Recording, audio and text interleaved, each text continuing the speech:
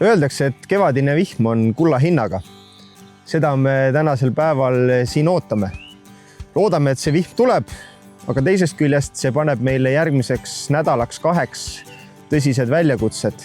Aga lähmegi vaatame siis põhilised kultuurid üle, mis meid lähinädalatel siis põhiliselt ootamas on töödega.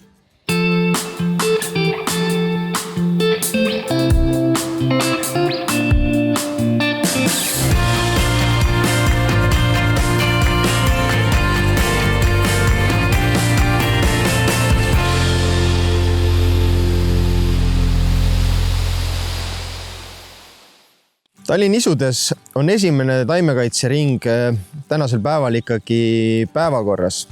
Esimese asjana visake pilk peale põllu umbrohu foonile.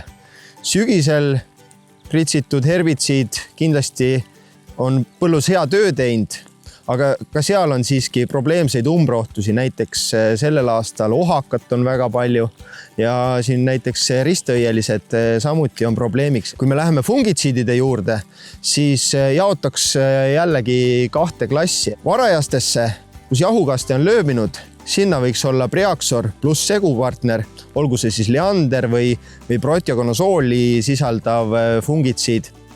Kulunormidega 0,4 pluss 0,4 või siis Leandri puhul selline 0,25 segupartnerina kõrval. Siin Tallinna isudes mina läheksin isiklikult pritsima Reviflexiga 0,75 kulunormiks.